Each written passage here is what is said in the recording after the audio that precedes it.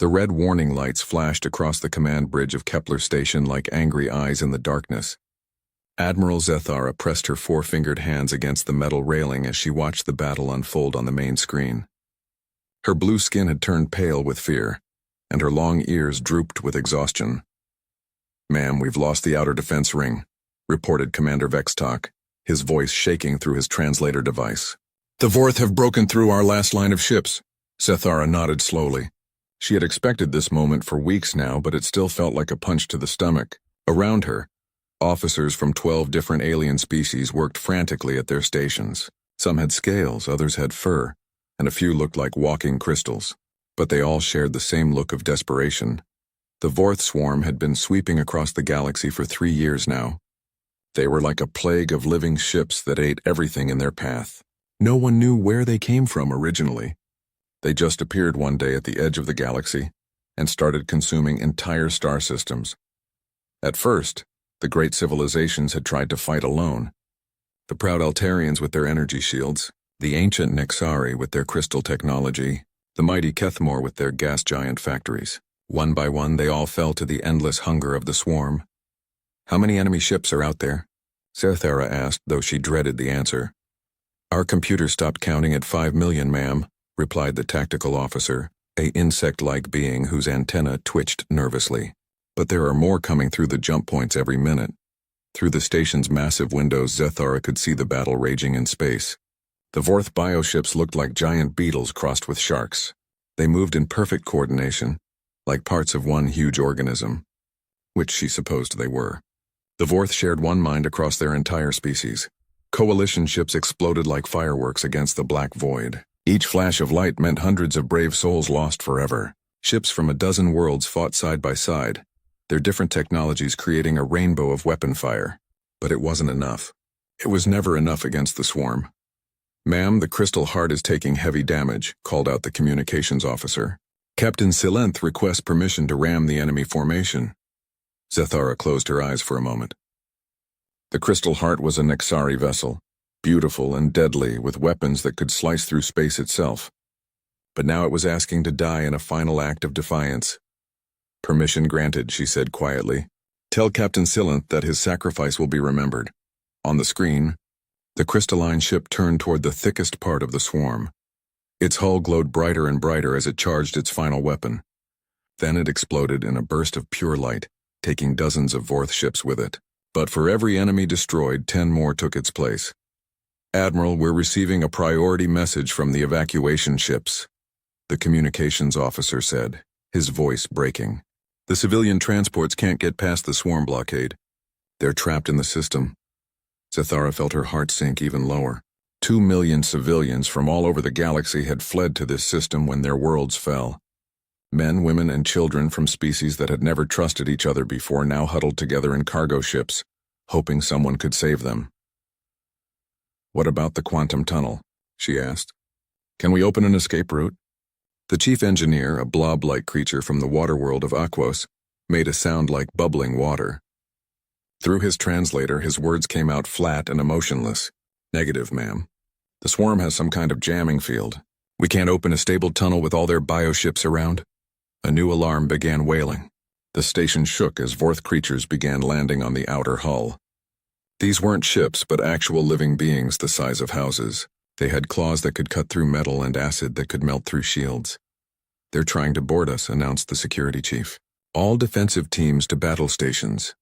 Through the internal cameras, Zathara watched her people prepare for the final fight. Soldiers from different worlds stood shoulder to shoulder in the corridors. Some carried energy weapons, others had projectile guns, and a few wielded ancient swords passed down through their families. They all knew this was likely their last battle. "Ma'am," the communications officer called out urgently, "I'm getting reports from all sectors. The swarm isn't just attacking us anymore. They're positioning themselves around the entire system. I think they're preparing to consume everything at once." Zathara understood what that meant. The Vorth didn't just destroy their enemies. They absorbed them. Every ship, every station, every living being would be broken down and added to the swarm. It was a fate worse than simple death.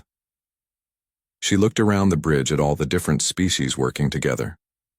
3 years ago, many of these races had been enemies. The Altarians and the Kethmor had fought border wars for centuries.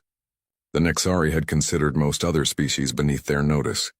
But facing extinction had taught them all a hard lesson about the value of cooperation. Too bad they had learned it too late. Send out one final message on all frequencies, Zathara ordered.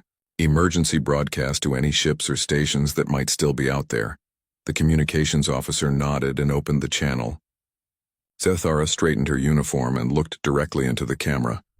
This is Admiral Zathara of the Galactic Defense Coalition, broadcasting from Kepler Station. We are under attack by the Vorth swarm. Our defenses have failed, and we estimate complete system loss within 6 hours. To any vessels receiving this transmission, do not approach this system. The enemy numbers in the millions. Save yourselves and preserve what remains of galactic civilization. She paused, thinking of all the worlds that had already fallen, all the friends she had lost, all the children who would never grow up. If anyone is listening to this message in the future, know that we fought to the end. Know that species who had been enemies for centuries stood together when it mattered most. And know that we never stopped believing that somewhere out there, someone would find a way to stop this darkness. She nodded to the communications officer, who closed the channel. The station shook again as more Vorth creatures landed on the hull. Through the walls, she could hear the sound of metal being torn apart. Emergency lights flickered as power systems failed one by one. All hands prepare for final defensive positions, she announced over the station's intercom.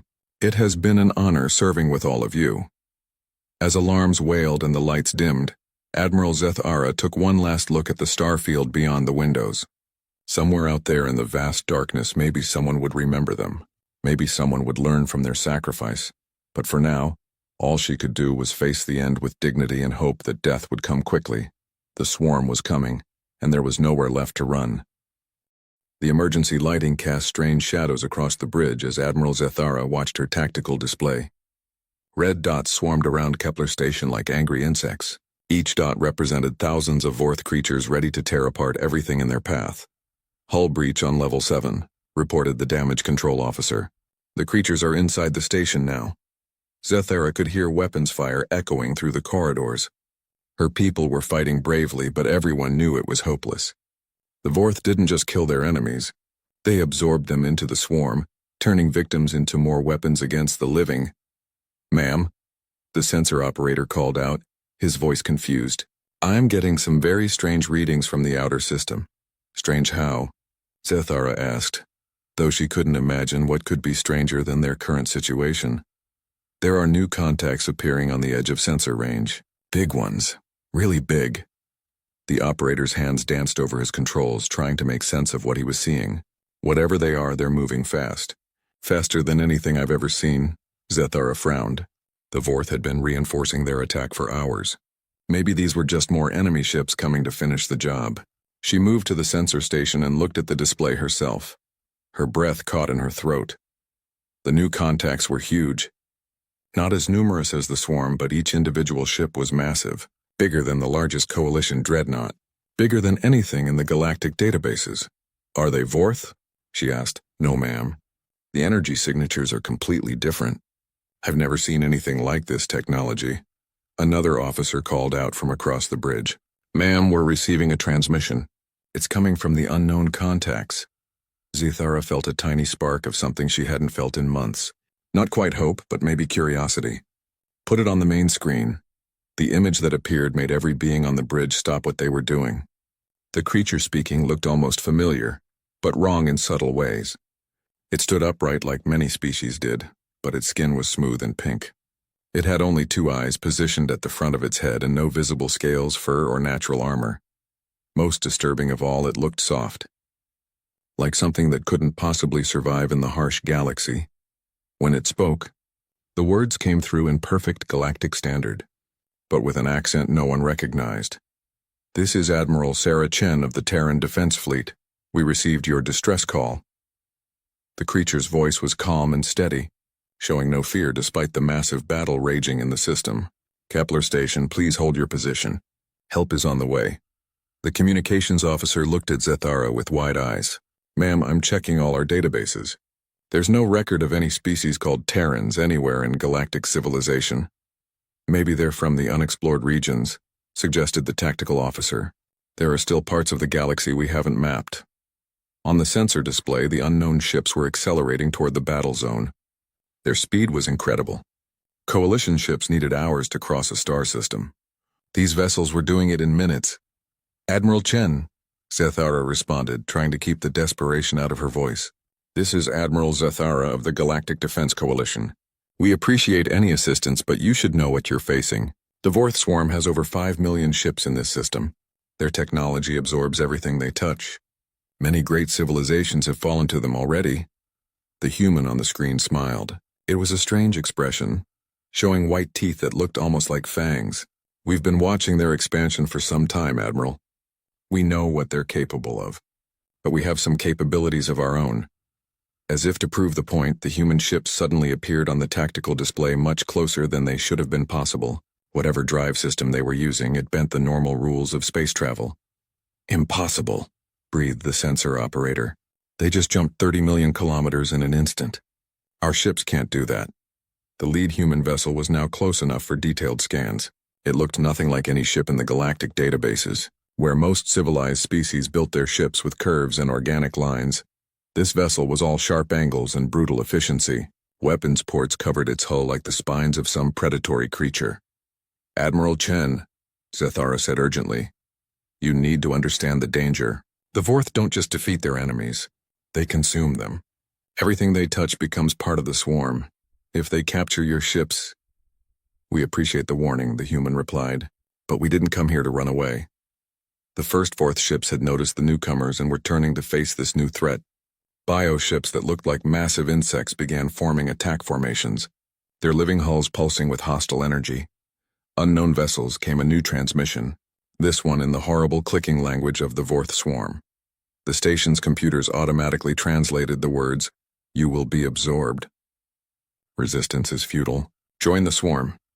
Admiral Chen's response was immediate and shocking in its casualness. "Thanks for the offer, but we'll pass." What happened next would be talked about in every bar and meeting, hauled across the galaxy for generations to come. The human ships opened fire, but these weren't the elegant energy beams or guided projectiles that civilized species used. These were primitive kinetic weapons that threw pieces of metal at incredible speeds, crude missiles that exploded with chemical explosives instead of exotic matter, and they were devastatingly effective. The first salvo from the human fleet tore through a Vorth formation like it was made of paper. Bioships that had shrugged off the most advanced coalition weapons simply came apart under the primitive but overwhelming firepower. "How is that possible?" gasped the tactical officer. "Those weapons shouldn't be able to penetrate Vorth bioarmor." But the humans weren't finished. Their ships moved through space in ways that made experienced naval officers dizzy to watch. They spun and rolled and dove like atmospheric fighters rather than massive starships. Their formation patterns seemed chaotic and random, but somehow they always ended up in exactly the right place to deliver maximum damage. "Ma'am," the communications officer called out, his voice full of wonder. "The swarm formations they're breaking apart. The Vorth ships are actually retreating from some sectors." Zathara stared at the tactical display in disbelief. For 3 years, the Vorth swarm had been unstoppable. They had crushed every fleet sent against them, absorbed every defense, consumed entire star systems without ever showing the slightest hesitation. Now, for the first time since the war began, they were backing down. "Admiral Chen?" Zathara said into the communicator, hardly believing her own words. "It appears your weapons are effective against swarm biotechnology. How is that possible?" The human's smile grew wider. "Let's just say we've had a lot of practice dealing with hostile life forms. On our world, everything is trying to kill you from the day you're born. Makes you creative when it comes to solving problems." As if to emphasize the point, a group of human fighters detached from the main fleet and dove straight into the heart of the swarm formation. They moved like nothing Zathara had ever seen, weaving between bioships and unleashing destruction with every pass. The Vorth began to retreat. For the first time in 3 years, the unstoppable swarm was running away, and somewhere in the back of her mind, Admiral Zathara began to understand that everything was about to change. Captain Marcus Rivera checked his weapon one more time as the boarding pod raced toward Kepler Station. Around him, 20 other human Marines sat in calm silence, their faces painted with strange patterns and their armor covered in symbols he didn't recognize. 30 seconds to contact, announced the pilot through the intercom. Remember, people, the station's been partially overrun. Expect heavy resistance. Marcus nodded and keyed his radio. All right, listen up. Intel says the Vorth have breached the reactor level. If that goes critical, everyone in this system dies. Our job is to get in there and hold the line until the engineers can stabilize it. Through the pod's small window, he could see the massive bulk of Kepler Station growing larger. The alien structure was beautiful in its own way, with flowing curves that reminded him of some deep-sea creature. But now it was covered with the ugly growths of Vorth bioships like parasites feeding on a whale. "Sir," called out Sergeant Williams, a tough woman from the Mars colonies. "What do we know about these coalition soldiers?" "Can they fight?" "They've been holding out against impossible odds for 3 years," Marcus replied. "That tells me they've got heart. Heart counts for a lot in a fight." The pod shuddered as it made contact with the station's hull. Cutting charges burned through the metal, and suddenly they were inside an alien corridor, filled with strange air and stranger smells. "Move out," Marcus ordered. "Stay tight. Watch your corners." They advanced through the station in standard formation, their weapons ready for anything. The corridor was wider than human ships would need, built for species that were larger or simply preferred more space. Emergency lighting cast weird shadows that made every corner look like it might hide enemies. The first coalition soldier they met was a tall, blue-skinned being with 4 arms. It was wounded and leaning against a wall, but it still raised its weapon when it saw them coming. "Easy there, friend," Marcus said, raising his hands to show he meant no harm. "We're here to help." "Terran Defense Fleet," the alien's translator crackled as it spoke. "Terran, I do not know this species, but if you fight the swarm, you are welcome." "How bad is it down below?" Marcus asked. "Very bad. The creatures broke through on level 7. My squad held them as long as we could, but—" The alien gestured to its wounds. "They are unlike anything we have fought before. They learn from every attack, adapt to every weapon." Marcus nodded grimly. "Well, they haven't met us yet. Williams, take half the squad and escort this soldier to medical. The rest of you with me." They pressed deeper into the station, following signs in a dozen different alien languages toward the reactor core. The sounds of battle grew louder as they descended. Energy weapons discharged in sharp cracks, while something that sounded like giant insects chittered in the darkness. When they reached level 7, they found chaos. Coalition soldiers from various species had formed a defensive line across a wide intersection. Some were tall and graceful, others short and stocky. A few looked like they were made of living crystal. But they all fought with the same desperate courage as the Vorth creatures pressed against their position. The enemy was worse than Marcus had imagined. The creatures looked like a nightmare cross between spiders and sharks, with too many legs and too many teeth. They moved with perfect coordination, like parts of a single organism. Worst of all, they seemed to learn from every attack, adapting their tactics in real time. "This is Captain Rivera, Terran Defense Fleet," he announced over the general frequency. "We're here to reinforce your position." A voice responded in accented galactic standard. "This is Lieutenant Kexmore of the Altarian Guard. Thank the Void you are here. We cannot hold much longer." Marcus studied the tactical situation quickly. The coalition forces were stretched thin across multiple corridors, trying to keep the Vorth from reaching the reactor core. Their weapons were precise and elegant, but they weren't doing enough damage to stop the swarm of creatures. "Change of plans," Marcus announced. "Fall back to defensive positions around the reactor core. We're going to make our stand there." "Sir," one of the coalition officers protested, "if we fall back, the creatures will have access to the entire level." "Trust me on this," Marcus replied. He turned to his Marines. "Set up the heavy weapons at the core entrance. I want overlapping fields of fire, and break out the special ammunition." His soldiers moved with practiced efficiency, setting up defensive positions that would have made their drill instructors proud. They used furniture and equipment to create barriers, positioned their weapons to cover every approach, and prepared nasty surprises for anything that tried to break through. The coalition soldiers watched in fascination as the humans worked. Their movements were quick and purposeful, without the elegant ceremony that marked most galactic military traditions. These beings fought like they had been doing it their entire lives. "Captain," asked Lieutenant Kexmore, "what is this special ammunition you mentioned?" Marcus smiled grimly. "Something we developed for the nastier predators back home."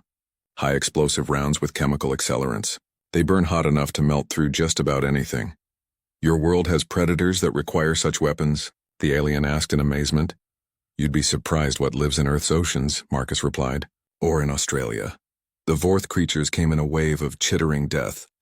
They poured down the corridors like a living flood, their claws clicking against the metal floors as they rushed toward the human positions. Marcus waited until they were almost on top of the barricades before giving the order. Open fire. The sound was incredible. Human weapons didn't make the clean zapping noise of energy beams. They roared like thunder, filling the air with smoke and the smell of burning chemicals. The special ammunition tore through Vorth bioarmor like it was tissue paper, and the explosive rounds left craters in the walls. But more importantly, the creatures were dying. Not just wounded or stunned, but actually dying. For the first time since the coalition soldiers had faced the swarm, their enemies stayed down when they were shot. How are you doing that? Lieutenant Kexmore shouted over the gunfire. Our weapons barely slow them down. Kinetic energy and chemical explosives, Marcus shouted back as he reloaded. Sometimes the old ways are the best ways. The battle raged for what felt like hours, but was probably only minutes. Wave after wave of Vorth creatures threw themselves against the human defensive line, and wave after wave was cut down by the thunder of primitive but effective weapons. Finally, the attack stopped.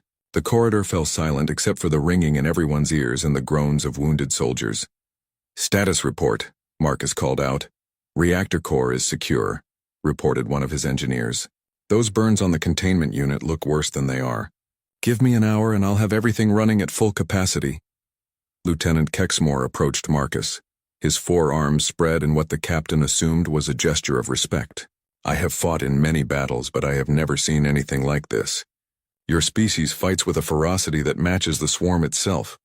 The difference is we know when to stop, Marcus replied, checking his ammunition. The Vorth just consume everything. We fight to protect something. Through the station's communication system, they could hear reports from the space battle above. The Terran fleet was systematically dismantling Vorth formations that had seemed invincible just hours before. For the first time in 3 years, the tide was turning. Captain Rivera, came Admiral Chen's voice over the radio. Nice work down there. How are our new allies holding up? Marcus looked around at the coalition soldiers. Despite their different appearances, they all wore the same expression of amazement and growing hope. They're tougher than they look, he replied. I think they're going to do just fine. As if to prove his point, Lieutenant Kexmore was already organizing repair crews and medical teams, moving with new confidence now that victory seemed possible. The swarm had met humanity, and for the first time in their existence, they had been forced to retreat. Everything was about to change. Dr. Yuki Tanaka stood at the front of the conference room aboard Kepler Station, looking out at the most diverse gathering she had ever seen. Representatives from 12 different species sat around the curved table, their attention focused on the holographic display floating in the center of the room. Ladies, gentlemen, and honored beings of various classifications, she began with a slight bow. I know you have many questions about my people, about how we were able to defeat the Vorth when your combined fleets could not. The answer, I'm afraid, is both simple and terrible. Admiral Zaphirian leaned forward, her blue skin still pale from the stress of recent battles. Dr. Tanaka, our databases show no record of any world called Earth. How is it possible that an entire civilization could exist without our knowledge? Yuki smiled sadly and gestured to the hologram. The image changed to show a blue and green planet orbiting a yellow star. It looked peaceful and beautiful from space, with white clouds swirling over vast oceans and green continents. This is Earth, she said, our homeworld. And you're right, it's not in your databases. Do you know why? Commander Vextok, the insect-like being who served as the Coalition's head of intelligence, made a clicking sound with his mandibles. We surveyed that system approximately 800 years ago. The planet was classified as uninhabitable due to extreme environmental conditions. Extreme environmental conditions, Yuki repeated. Yes, that's exactly right. Let me show you what that means. The hologram zoomed in on the planet's surface. Suddenly, the peaceful image became something from a nightmare. Massive storms swirled across the oceans, with winds that could level cities. Volcanoes erupted, spewing fire and ash into the atmosphere. The very ground split apart in earthquakes that reshaped entire continents. Our world kills us every day, Yuki said quietly. The weather alone has destroyed more human civilizations than any war. We have storms that can flatten forests, cold that can freeze blood in your veins, and heat that can cook flesh off bones. And that's just the beginning. She gestured again, and the image changed to show various earth creatures. A great white shark with rows of razor teeth, a grizzly bear that could crush bones with its bare hands, a tiny spider whose bite could kill in minutes. Everything on our world is designed to kill everything else. Even our smallest creatures are deadly. This little octopus, she pointed to what looked like a harmless blue-ringed creature, can kill 30 adult humans with one bite. This plant, now showing an innocent-looking tree, can blind you permanently just by walking underneath it. The alien representatives stared in horror at the images. Several of them made sounds that their translators couldn't convert into words. Captain Silenth of the Nexari, his crystalline body flickering with nervous energy, spoke up. How did your species possibly survive in such an environment? We adapted, Yuki replied. But not just physically. We adapted mentally. We learned that everything in the universe is trying to kill us, so we had better be prepared to fight back. We developed what you might call a very aggressive approach to problem solving. She changed the image again, this time showing human history. Primitive humans hunting massive beasts with nothing but spears. Ancient armies fighting with bronze weapons against impossible odds. Modern soldiers storming beaches under heavy fire. When your people encountered a problem they couldn't solve, what did you do? She asked. Admiral Zathara thought for a moment. We would study it. Consult with experts. Form committees to examine the issue from all angles. Very civilized, Yuki nodded. When humans encounter a problem we can't solve, we try to kill it. If that doesn't work, we try to kill it harder. If that still doesn't work, we find bigger weapons and try again. The room fell silent as the implications of this sank in. Dr. Melton, a blob-like being from the water world of Aquos, bubbled nervously. But surely your people must have some peaceful pursuits. Art, music, philosophy? Oh yes, Yuki said, brightening. We have wonderful art and music. We write poetry about the beauty of war. We compose symphonies about the glory of victory in battle. Our greatest philosophical works are about how to defeat our enemies more effectively. She paused and smiled at their shocked expressions. I'm exaggerating a little bit. We do have plenty of peaceful culture, but even our peaceful activities tend to be competitive. We turn everything into a contest. Who can run faster? Who can sing better? Who can grow the biggest vegetables? We compete with each other constantly because that's how we stay sharp. Commander Vextok clicked his mandibles thoughtfully. This explains your military effectiveness. But I still don't understand how you developed space technology while fighting for survival constantly. Because we're stubborn, Yuki replied with a laugh. Humans have a saying. If at first you don't succeed, try again. We don't accept failure as a final answer. When something tells us it's impossible, we take that as a personal challenge. The hologram changed to show human space exploration. Primitive rockets exploding on launch pads, followed by more advanced vehicles reaching orbit, then the moon, then other planets. Our first attempts at spaceflight killed most of the people involved, so we built better rockets.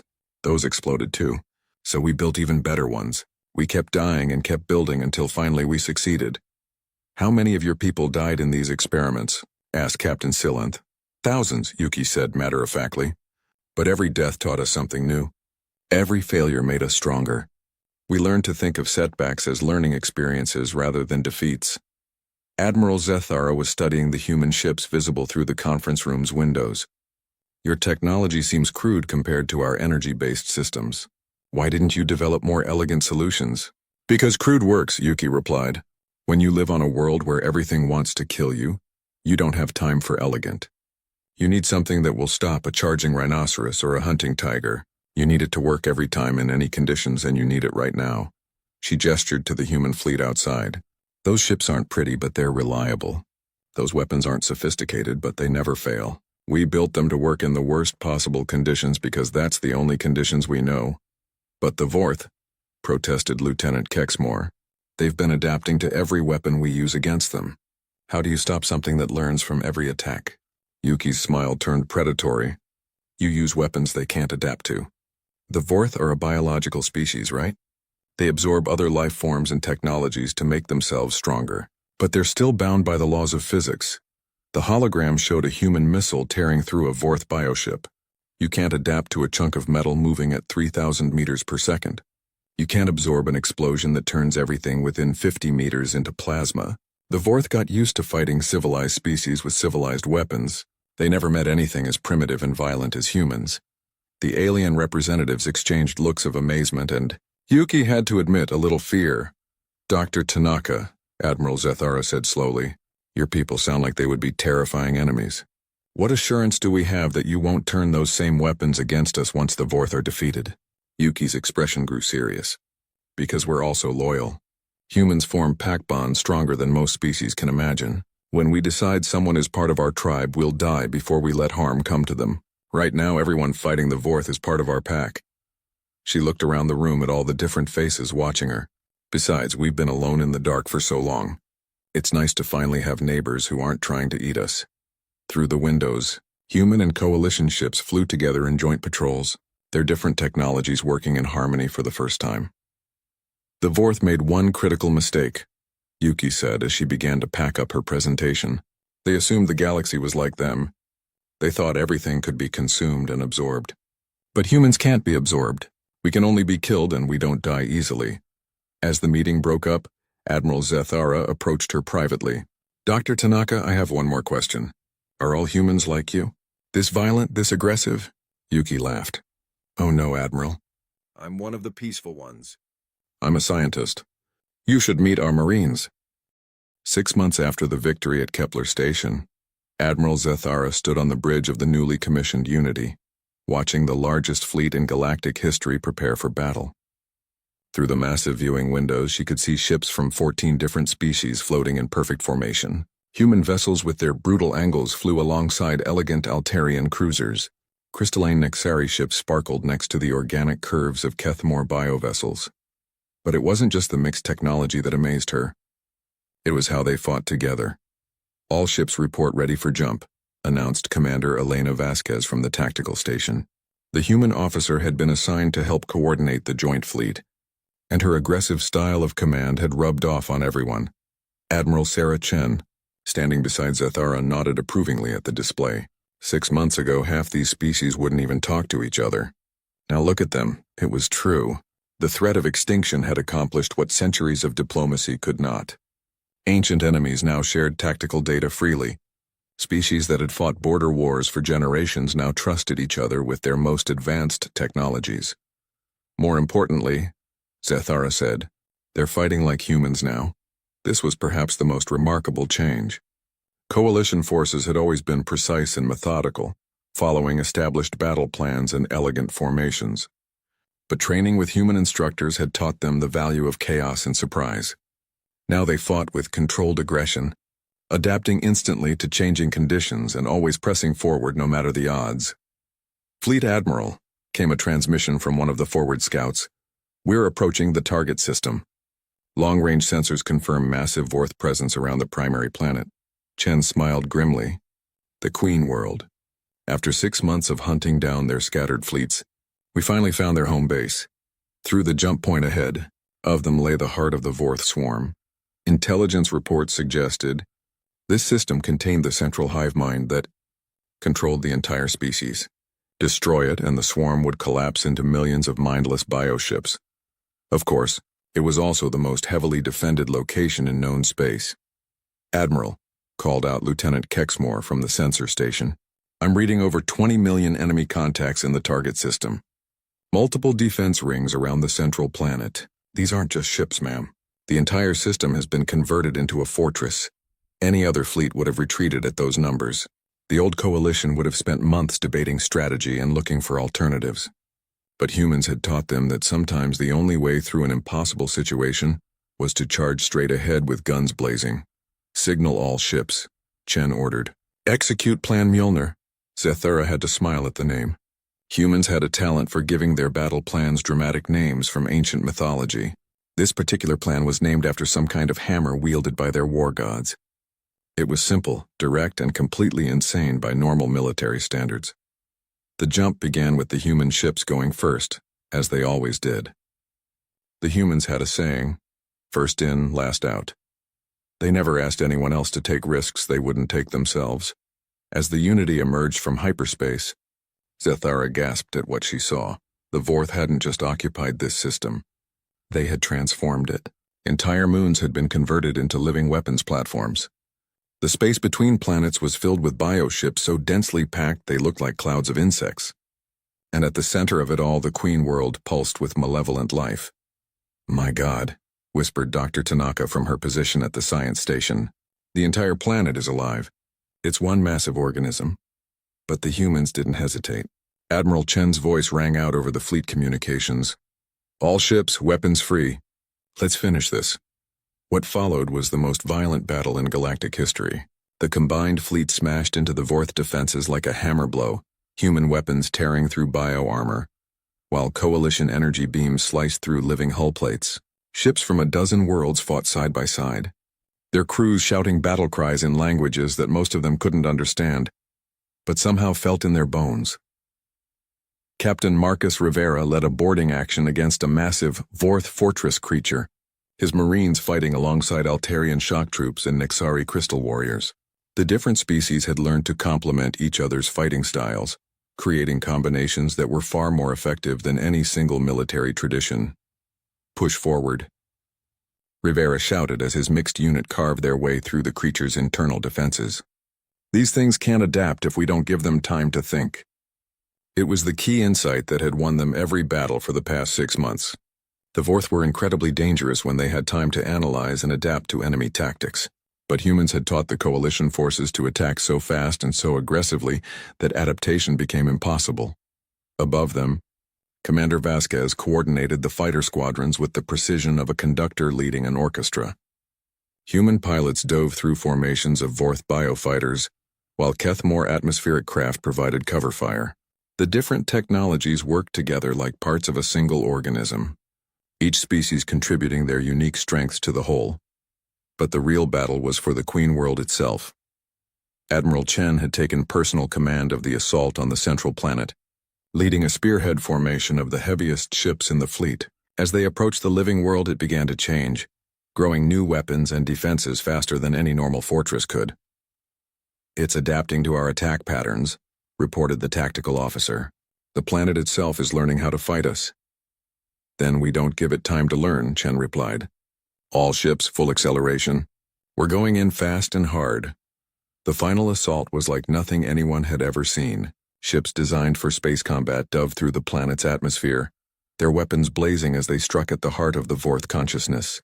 The Queen world fought back with every weapon it could grow. But human tactics had taught the coalition forces that sometimes the best strategy was to ignore impossible odds and charge straight ahead.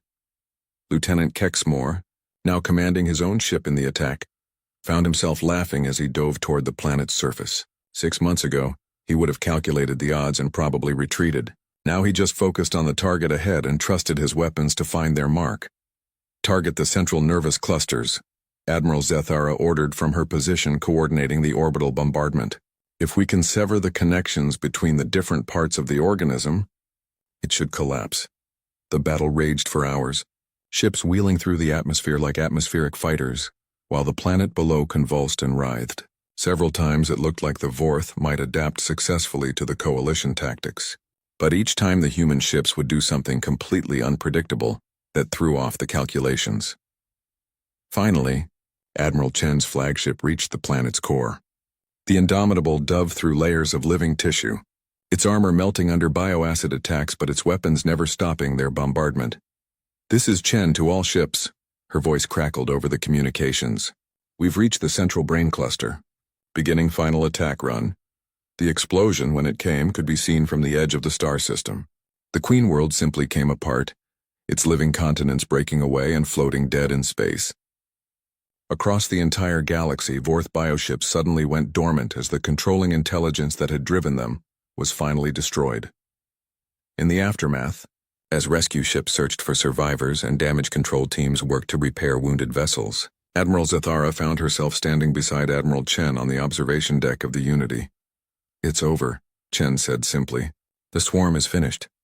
Around them, representatives from every species in the coalition were celebrating in their own unique ways. Some sang traditional victory songs, others performed ritual dances, and a few just sat in quiet contemplation of what they had accomplished. What happens now? Zathara asked. With the Vorth gone, will your people stay? Or will you return to your isolated world? Chen smiled and gestured toward the mixed crews working together throughout the ship. I don't think isolation is possible anymore. We've gotten used to having neighbors. Besides, the galaxy is a dangerous place. There might be other threats out there that need dealing with. Through the viewing windows, they could see human and coalition ships flying together in patrol formations, their crews already working on the next set of challenges facing galactic civilization. You know, Zathara said thoughtfully, 6 months ago, if someone had told me that the galaxy's salvation would come from a world so dangerous that we classified it as uninhabitable, I would have thought they were insane. Maybe that's the point, Chen replied. Sometimes salvation comes from the places you least expect it. Sometimes the very things that make a world terrible to live on also make its people exactly what the galaxy needs. In the distance, a new joint patrol was forming up. Ships from Earth flew alongside vessels from Altair, Nexus Prime, and a dozen other worlds.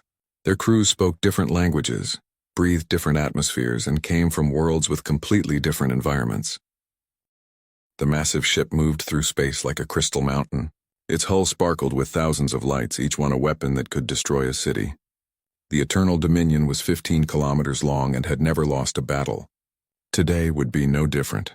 Admiral Kethvar stood on the bridge, his tall, crystalline body reflecting the light from the screens around him. His species, the Zaphirians, had ruled this part of space for 300 years. They were tall, beautiful beings made of living crystal that could speak to each other with their minds. They believed they were perfect, and for 3 centuries no one had proven them wrong. Admiral, his second officer said without speaking, the words flowing directly into Kethvar's mind. The rebel ships are trying to escape to the asteroid field. Kethvar smiled, though his crystal face made it look more like light dancing across a diamond. Let them run. They will only die tired. Below them, 4 different alien species fought together in a desperate battle. The Karathi brought their heavy ships with thick armor.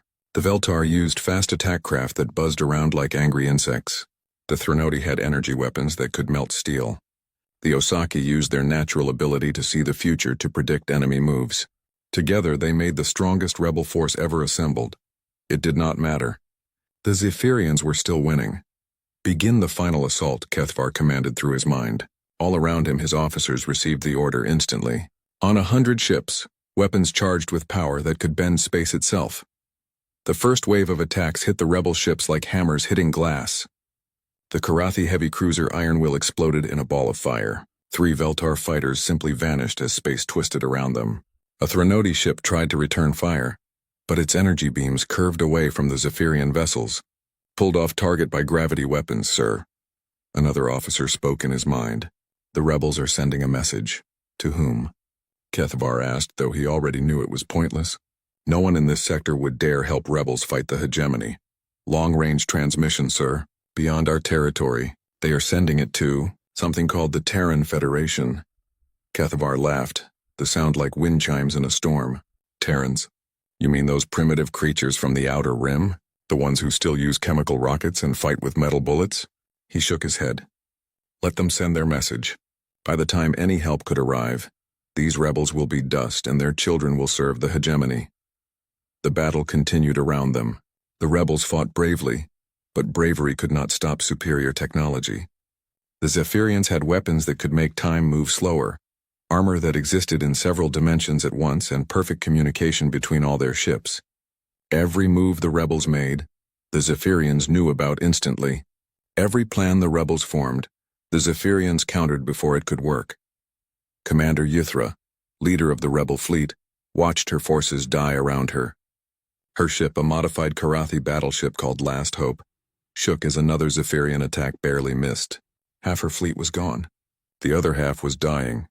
Commander, her communication officer said, we have sent the message to the Terrans, but even if they want to help, they are so far away. I know, Yithra said sadly, but someone has to know what happened here. Someone has to know we tried. On the Eternal Dominion, Kethvar watched the rebels' desperate last stand with something that might have been respect. They were brave, he would give them that. But bravery without power was just a way to die with style. Admiral, his tactical officer reported, their flagship is trying to ram the crystal spear. Let them, Kethvar said. It will save us ammunition. The last hope accelerated toward the Zaphirian cruiser, all weapons firing. For a moment, it looked like the rebel ship might actually reach its target. Then space around it began to stretch. The Zaphirian gravity weapons grabbed the ship and slowly tore it apart. Commander Yithra and her crew died still trying to fight. Rebellion terminated. Kethvar's second officer announced to the fleet, all hostile ships destroyed. Sector pacified. Kethvar nodded and turned away from the battle. Outside the great windows of his ship, debris from 100 rebel vessels drifted in space. Some pieces were still burning. Others simply tumbled in the dark, carrying the dreams of 4 species that had wanted to be free. Bring the surviving population centers online, he commanded. They will need new leadership. Leadership that understands the benefits of joining our civilization. What about the message they sent? Asked his intelligence officer. Should we send ships to intercept any response? Kethvar considered this for a moment. The Terrans were so far away that any ship they sent would take years to reach this sector. And what could they send? The hegemony's intelligence reports described humans as a young species that had barely left their home system. They had crude technology, no psychic abilities, and their ships were held together with what appeared to be metal welds and prayer. No, he decided. If the Terrans are foolish enough to come here, let them. It will teach the other species in this sector what happens to those who resist the hegemony. The sight of burning human ships will keep the peace for another century. The fleet began to move away from the battlefield. Behind them, the asteroid field where the rebels had made their last stand grew quiet. Only the dead remained, floating in the cold between the stars. But the message had been sent. Traveling faster than light, it raced across the galaxy toward a small blue planet where a young species was just learning to reach for the stars.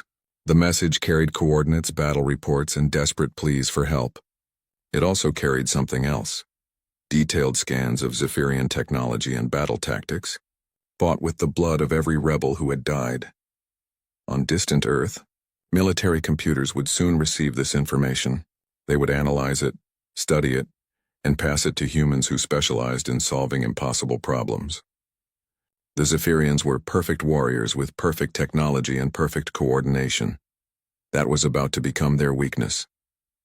Admiral Kethvar stood in his perfect ship, surrounded by his perfect officers, having won another perfect victory. He had no idea that somewhere in the dark between stars, a species that had never known perfection was already beginning to plan. Humans were not strong like the Karathi, or fast like the Veltar, or powerful like the Threnodi, or wise like the Osaki.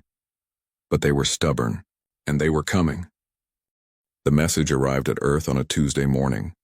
Admiral Sarah Chen was drinking her 3rd cup of coffee when the communication officer knocked on her office door. She had been reading reports about the new battleship project, and the numbers were giving her a headache. "Ma'am," the young officer said, "we have received a priority transmission from outside our sector. The computers say it traveled for 6 months to get here." Sarah looked up from her papers. Messages from outside human space were rare.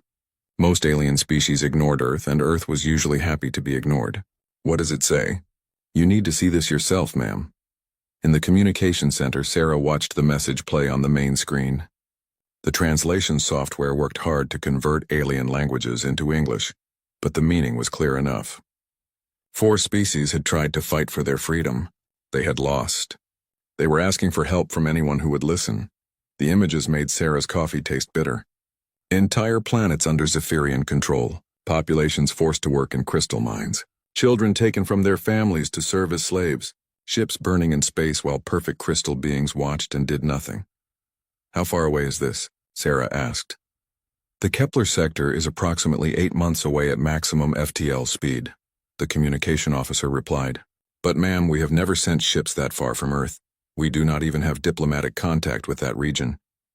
Sarah studied the star charts. 8 months there, 8 months back.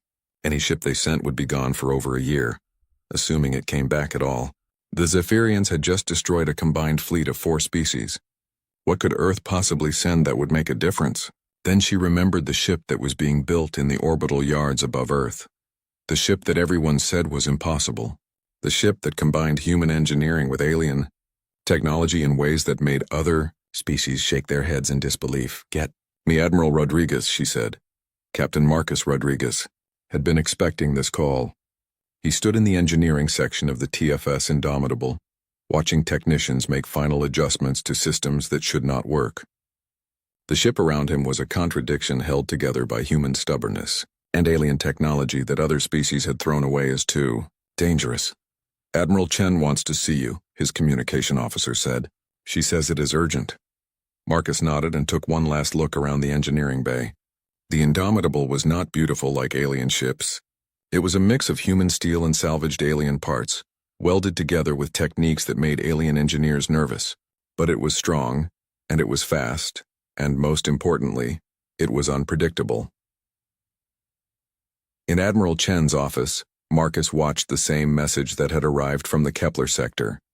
When it finished, he sat quietly for a moment. "They are asking for help," Sarah said. "But they are asking the wrong species. We are just humans. We have one ship that might be able to make the journey, and even then, we have to try," Marcus said simply.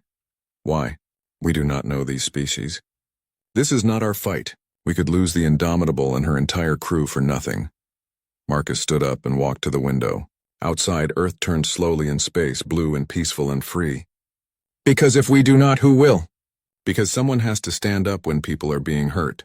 Because that is what humans do." Sarah looked at the reports on her desk. The Indomitable was still experimental. Half her systems were untested. Her crew had trained together for only 6 months.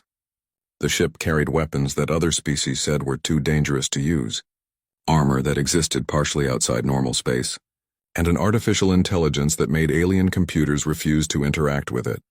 "The government will never approve this," she said. "Then do not ask them," Marcus replied. "Give me emergency orders. Deep space patrol. Exploration mission. By the time anyone realizes where we really went, we will be too far away to recall." Sarah thought about this. It would probably end her career. It might start a war with the Zaphirians. The Indomitable might be destroyed, and Earth would lose its most advanced ship and best crew. But she thought about the images in the message. Children crying for parents they would never see again. Entire species forced to bow down to crystal beings who thought they were perfect. "How soon can you leave?" she asked. "Give me 24 hours to finish loading supplies," Marcus said. "The crew is ready." "The ship is ready. We have been ready for months." The next morning, the Indomitable undocked from Earth's orbital station. She was not as large as alien ships, only 800 meters long. She was not as pretty as alien ships, her hull covered with sensor arrays and weapon mounts that stuck out at odd angles. She did not move as smoothly as alien ships, her engines leaving a trail of particles that made space traffic control nervous. But she was fast, and she was tough, and she was crewed by humans who had volunteered for a mission they knew might be suicide. On the bridge, Captain Rodriguez watched Earth grow smaller behind them. His crew worked around him, preparing for the longest journey any human ship had ever attempted. In the communication center, they broadcast a simple message back to Earth. "Emergency deep space patrol initiated.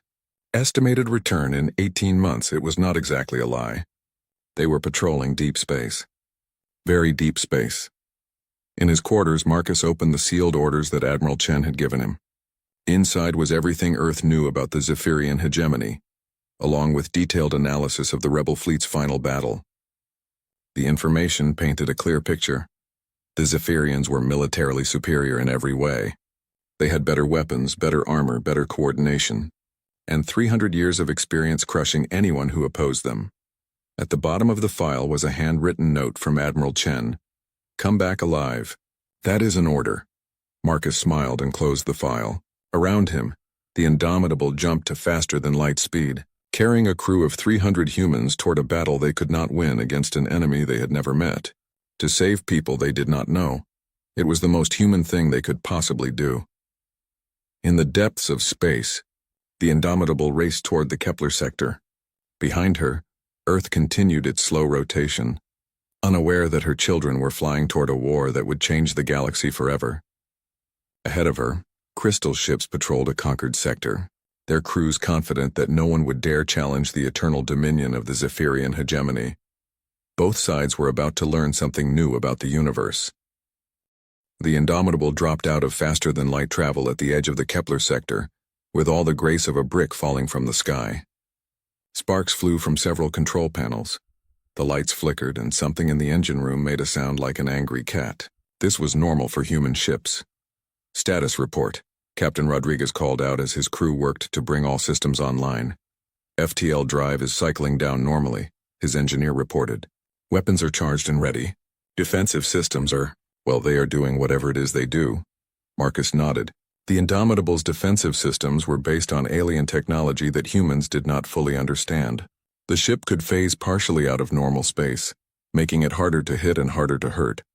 Other species had tried similar technology and given up, because it was too unpredictable. Humans had decided that unpredictable was a feature, not a bug. "Sir," the communication officer called out, "we are being scanned. Multiple contacts approaching from the direction of that gas giant." On the main screen, 12 Zaphirian ships appeared. They moved in perfect formation, their crystal hulls gleaming like jewels against the stars. Each ship was twice the size of the Indomitable, and their weapons were already charging. "Incoming transmission," the communication officer announced. The face that appeared on the screen was beautiful in the way that perfect crystals are beautiful. Admiral Kethvar looked at the human ship with something that might have been curiosity. He had never seen anything quite like it. "Unknown vessel," Kethvar said, his words translated by the ship's computer. "You have entered hegemony space without permission. I am Admiral Kethvar of the Eternal Dominion. Identify yourself and state your business." Captain Rodriguez stood up and straightened his uniform. It was not as impressive as Kethvar's crystal armor, but it was clean and it was human. "I am Captain Marcus Rodriguez of the Terran Federation ship Indomitable. We received a distress call." Kethvar's crystalline features showed surprise. "Terran, you are the primitives who received the rebels' message." He studied the human ship more carefully. "Your vessel appears to be held together with metal patches and desperation. Surely you do not intend to challenge the hegemony?" "We did not come here to challenge anyone," Marcus replied calmly. "We came here to see what all the fuss was about." Several of Kethvar's officers shared thoughts through their mental link. The human captain seemed remarkably calm for someone facing 12 superior ships. Perhaps humans were too primitive to understand the danger they were in. "Captain Rodriguez," Kethvar said with what he thought was kindness, "your species is young and inexperienced. You do not understand what you face. Surrender now and I will allow you to join our civilization. You will be given useful work and proper guidance." Marcus looked around his bridge. His crew was working calmly, preparing for battle with the efficiency that came from months of training. They were not perfect like the Zaphirians. They were not even particularly special. But they were his crew, and they were here because someone needed help. "That is very generous," Marcus said. "But we will have to decline." The silence that followed was broken only by the hum of ship systems. Kethvar could not believe what he had heard. No species had ever refused the hegemony's offer to join peacefully. It was suicide. "You cannot be serious," Kethvar said. "You have one ship. I have 12. Your technology is primitive. Your weapons are crude. This is not bravery, Captain. This is stupidity," Marcus smiled. "Maybe. But it is our stupidity and we are proud of it." The transmission ended. Around the Indomitable, 12 Zaphirian ships moved into attack formation, their weapons charged with energy that could tear apart space itself. Gravity sensors showed the local area beginning to distort as the Zaphirians prepared their most advanced attacks. "All stations, battle ready," Marcus announced. Throughout the ship, his crew prepared for what everyone knew would be the shortest battle in human history. The Zaphirians attacked with clockwork precision. 12 ships moving as one mind, firing in perfect coordination. Energy beams that could melt mountains. Gravity weapons that could crush a ship like an empty can. Space-time distortion fields that would tear the Indomitable apart at the atomic level. For the first 30 seconds, it looked like the battle would end exactly as everyone expected. Then the Indomitable did something impossible. As the Zaphirian weapons hit her, she began to flicker. One moment she was there, solid and real. The next moment she was translucent like a ghost ship. The energy beams passed right through her. The gravity weapons found nothing to grab. The distortion fields twisted empty space. "What is happening?" Kethvar demanded of his tactical officer. "Sir, the human ship appears to be phasing in and out of normal space. Our weapons cannot lock onto a target that exists only part of the time." Kethvar had never seen technology like this. Other species had tried to develop phasing technology, but it required perfect timing and precise control. The human ship seemed to be doing it randomly, flickering in and out of reality with no pattern that Zaphirian computers could predict.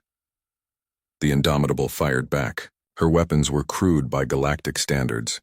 Just chunks of metal accelerated to enormous speed.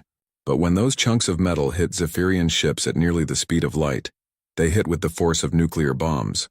The first Zaphirian cruiser to be hit simply exploded. One moment it was there, beautiful and perfect. The next moment it was expanding gas and crystal fragments. Impossible, Kethvar breathed. Their weapons cannot penetrate our shields, but they could because human weapons did not work the way galactic weapons worked. Instead of trying to overcome Zaphirian shields with more energy, they simply ignored the shields entirely. Kinetic weapons moving at relativistic speeds did not care about energy barriers. They went through shields the same way they went through everything else, by being too fast and too massive to stop. The battle continued, but it was not the battle anyone had expected. The Zaphirians fought with perfect coordination, but the humans fought with controlled chaos. Every time the Zaphirian ships adjusted their tactics, the Indomitable did something different. She would phase out of reality to avoid one attack, then suddenly appear somewhere else to launch her own. Her weapons fired at irregular intervals from unexpected angles. Her crew seemed to thrive on the confusion of battle. "Sir," the Indomitable's tactical officer called out. "3 enemy ships destroyed, 2 more heavily damaged. They are falling back to regroup." Marcus watched the surviving Zaphirian ships retreat to a safe distance. His own ship had taken damage. The hull was scorched in several places and 2 of his weapon systems were offline. But they were alive, and they had done something no one had thought possible. They had made the Zaphirians retreat. "Captain," his communication officer said, "we are receiving a transmission from multiple sources. It appears that several species in this system witnessed the battle." On the screen, faces from a dozen different species appeared. Marcus recognized some of them from the distress message, survivors of the rebellion that the Zaphirians had crushed. They all looked shocked. "Human ship," one of them said in broken English. "You made them run away. How is this possible?" Marcus looked around his bridge. His crew was already working to repair the damage from the battle. Outside, the Zaphirian ships held position, but they were no longer advancing. For the first time in 300 years, someone had stood up to the hegemony and survived. "I guess we fight differently," Marcus said. It was true. Humans did fight differently. They did not fight with perfect coordination or superior technology.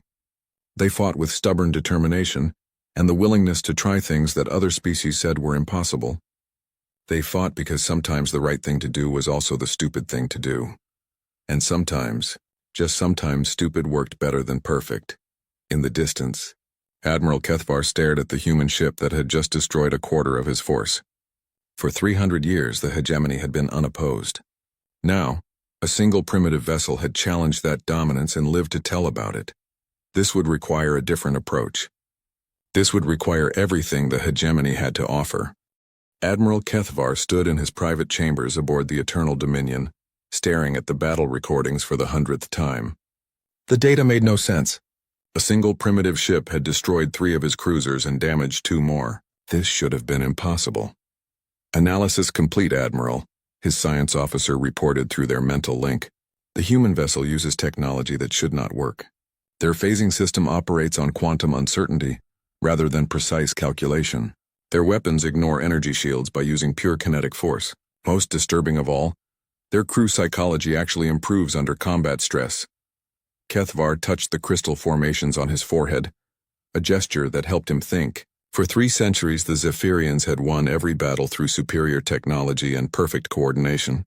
Every species in the galaxy fought in predictable ways, with better weapons, faster ships, or natural advantages. The humans fought with chaos. "What do our tactical computers recommend?" he asked. "They recommend retreat, sir.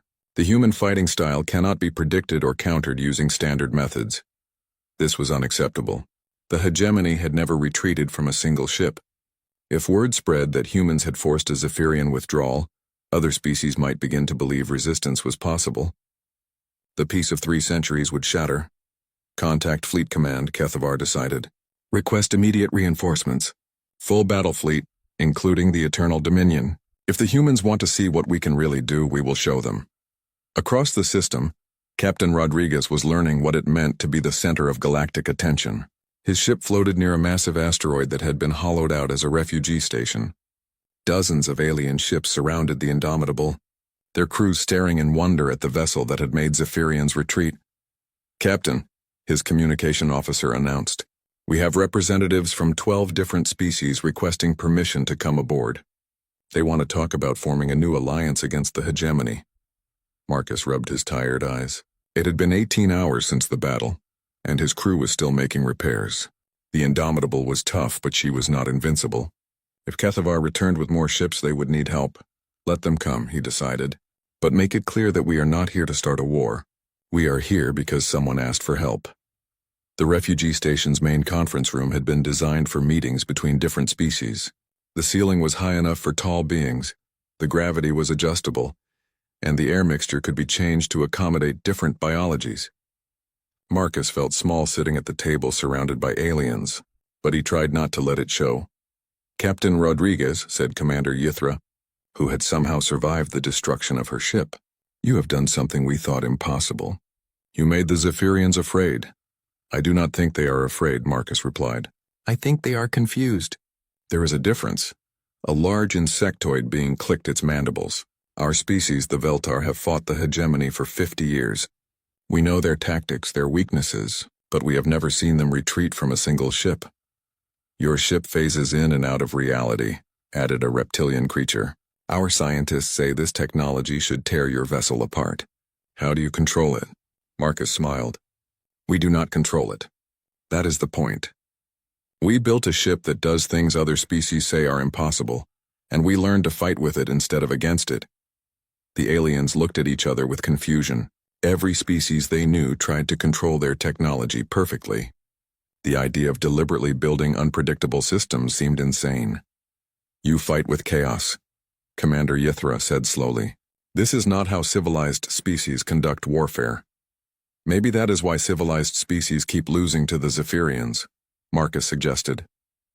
Before anyone could respond, alarms began ringing throughout the station. On the main screen, new contacts appeared, dozens of them dropping out of faster-than-light travel at the edge of the system.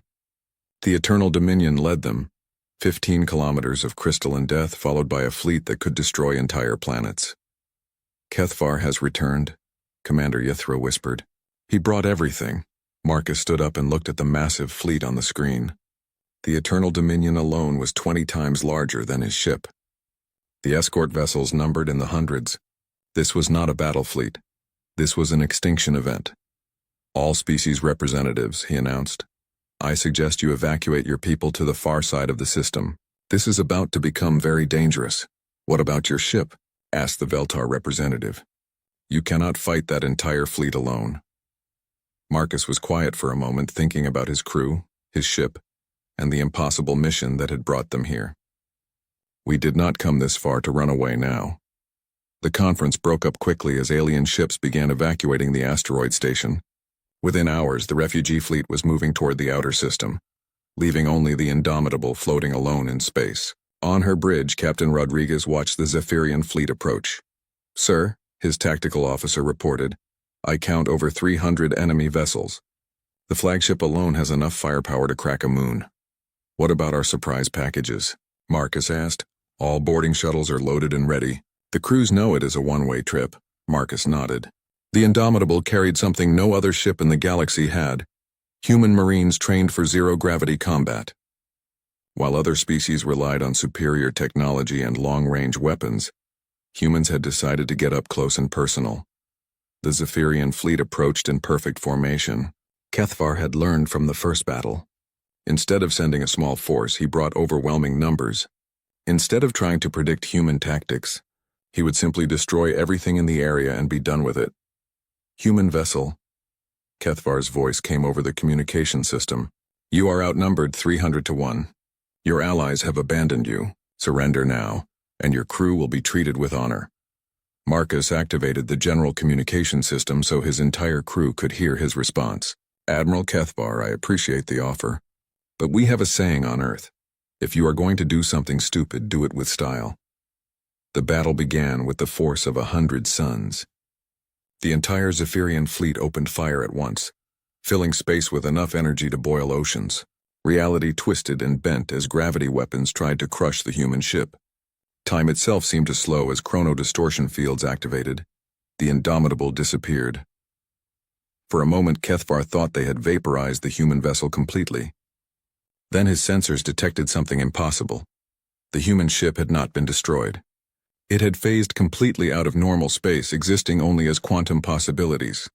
"Sir," his tactical officer reported, "the human vessel is everywhere and nowhere. Our sensors cannot lock onto something that exists in probability rather than reality."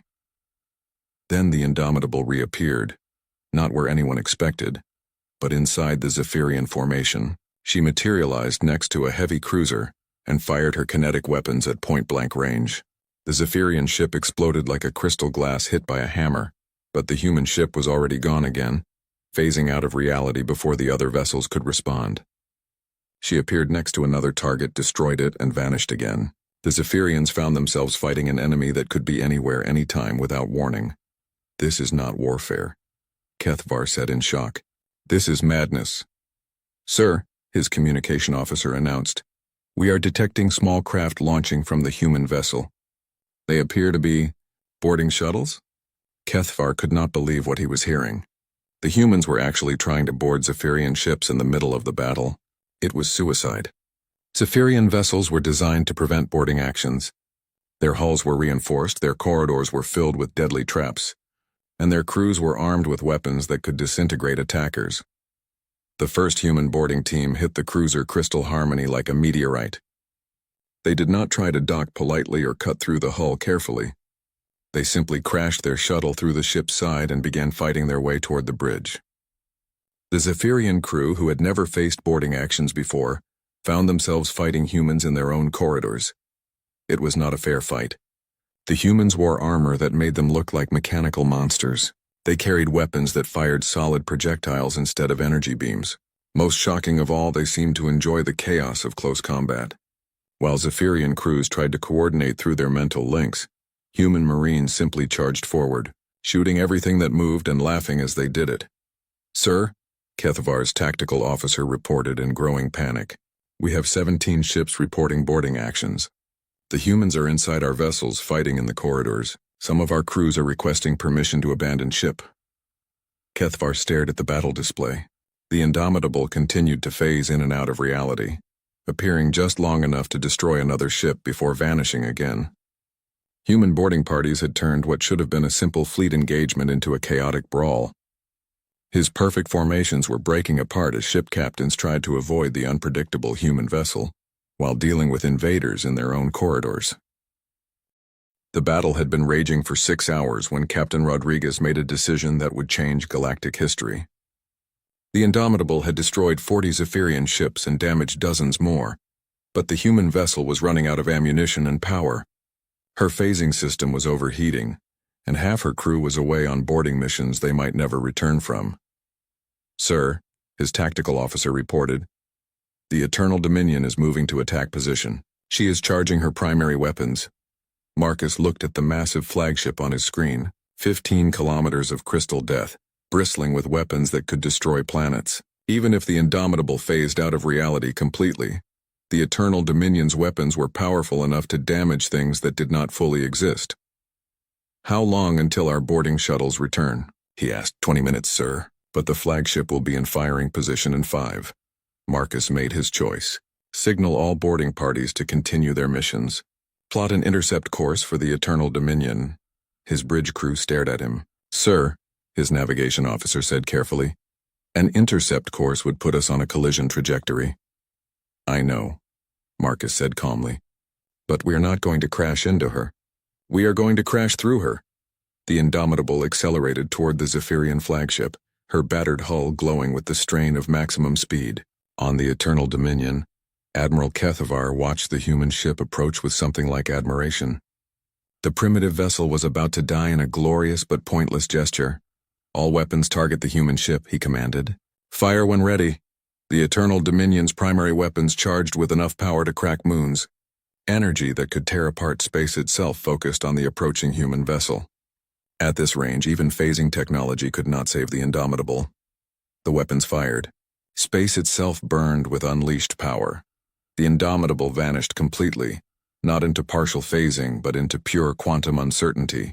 For a split second, she existed everywhere and nowhere at once, spread across all possible realities. The Zaphirian weapons hit empty space. Then the human ship rematerialized, not beside the Eternal Dominion, but inside her. The Indomitable had phased through the flagship's hull and emerged in the massive hangar bay. Zaphirian fighters and shuttles exploded as the human battleship materialized among them. Emergency alarms screamed throughout the crystal ship as atmosphere vented into space. Impossible, Kethvar breathed. They are inside our ship. The Indomitable's airlocks opened and human marines poured out into the Zaphirian vessel. They had trained for this moment. Boarding actions in zero gravity, fighting in corridors designed for beings twice their size.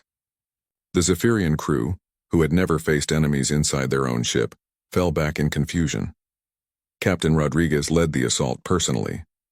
He had left his bridge to Lieutenant Commander Chen, a young officer who would have to keep the Indomitable operational while her captain was away. Marcus himself wore battle armor and carried weapons designed for close combat. He was not the biggest or strongest human on his ship, but he was their leader, and leaders led from the front. The fight through the Eternal Dominion was unlike anything in galactic military history. Zaphirian defenders tried to use their perfect coordination and superior technology, but human tactics turned every advantage against them. When the Zaphirians set up perfect defensive positions, human marines simply blew holes through the walls and attacked from unexpected directions. When Zaphirian weapons fired precisely aimed energy beams, human soldiers responded with explosives that did not care about accuracy. "Sir," a Zaphirian officer reported to Kethvar through their mental link, "the humans have taken decks 12 through 15. They are fighting toward the bridge. How many of them are there?" Kethvar demanded. "Perhaps 50 Marines, sir. But they fight like—" The officer paused, searching for words. "Like they are not afraid to die." This was something the Zaphirians could not understand. Their species valued perfection and preservation above all else. They fought to win, not to die gloriously. The idea of warriors who became more dangerous when facing certain death was completely alien to their thinking. The battle continued through the crystal corridors of the flagship. Human marines, outnumbered 10 to 1, advanced steadily toward the bridge. They left behind damaged systems, sealed bulkheads, and very confused Zaphirian defenders. Most disturbing of all, they seemed to be enjoying themselves. "This is Sergeant Martinez," came a voice over Marcus's communication system. "We have secured the main computer core. The Zaphirians have some interesting files here, sir. Looks like they keep detailed records of every species they have conquered." "Copy that, Sergeant. Hold position and download everything you can." Marcus and his assault team reached the final corridor leading to the bridge. Ahead of them, the last line of Zaphirian defenders waited behind energy barriers that could stop tank rounds. The crystal beings held weapons that fired coherent energy beams capable of cutting through starship armor. "Captain," one of his Marines said, "those barriers are military grade. Our weapons will not penetrate them." Marcus looked at the defensive position and smiled. "Corporal, do you still have those mining charges we picked up on Asteroid Station?" "Yes, sir. But those are for blasting rock, not fighting battles. Same principle applies. Sometimes you need to go through obstacles instead of around them." The explosion that followed was not elegant or precise. It was loud, destructive, and completely effective. The Zaphirian energy barriers overloaded and failed. The walls cracked. The ceiling partially collapsed. Emergency lighting flickered on as the main power systems shut down to prevent further damage. Through the smoke and debris, human marines advanced on the bridge of the most powerful ship in Zaphirian space. The defenders who remained were stunned, deafened, and completely unprepared for enemies who solved problems with controlled explosions. Admiral Kethvar stood in the center of his ruined bridge, his crystal armor cracked, his perfect ship burning around him. Before him stood Captain Rodriguez, a primitive human in battered armor, pointing a crude projectile weapon at the leader of the Zaphirian hegemony. "Admiral," Marcus said politely, "I believe we need to talk." Kethvar looked around his bridge. His officers were captured or unconscious. His ship was crippled. Outside, the battle continued. But without the flagship's coordination, the Zaphirian fleet was losing its perfect unity. "You have won," Kethvar said with something that might have been respect. "What do you want?" Marcus lowered his weapon slightly. I want you to leave this sector and never come back. I want you to free the species you have enslaved. I want you to understand that the galaxy is big enough for everyone to be free. And if I refuse? Marcus gestured toward the ruined bridge. Then we will have this conversation on every Zaphirian ship, on every Zaphirian world, until you change your mind or there are no more Zaphirians left to argue with. For the first time in his long life, Kethavar faced a concept that did not exist in Zaphirian philosophy. Warriors who fought not for conquest or survival, but for the freedom of others. The humans could have demanded tribute, territory, or submission. Instead, they asked for nothing except that others be allowed to live in peace. You would do this? Kethavar asked. You would fight the entire hegemony just to free species you do not even know? Yes, Marcus said simply. That is what we do. The silence that followed was broken by reports from around the system.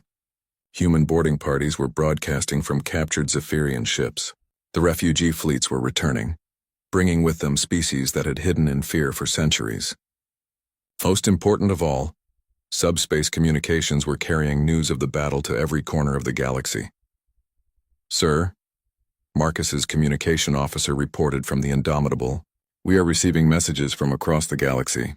It appears that news of our victory is spreading. Several species are asking if we can help them fight their own occupiers. Kethavar heard this and understood what it meant. The hegemony had maintained control through the belief that resistance was impossible. Now a single human ship had proven that even the most powerful fleet could be defeated. The peace of 3 centuries was already beginning to crumble. If I order our withdrawal from this sector, he said slowly, will you leave us in peace? Marcus considered this. If you free the people you have enslaved and promise to leave them alone, yes. We did not come here to destroy the Zaphirians. We came here because someone asked for help. It was the most incredible thing Kethavar had ever heard. The humans had won a victory that would echo across the galaxy, and they were willing to walk away from it if their enemies agreed to do the right thing. I will need time to consult with the Hegemony Council, he said finally. You have 24 hours, Marcus replied. After that, we start visiting more of your ships. The negotiation that followed was unlike any in galactic history. Instead of demanding conquest or tribute, the humans asked only that the Zaphirians leave peaceful species alone. Instead of claiming territory, they requested that enslaved populations be freed. Instead of establishing their own empire, they offered to simply go home if the Zaphirians agreed to stop bothering others. 24 hours later, Admiral Kethavar stood on the bridge of the Eternal Dominion and broadcast a message that would change everything.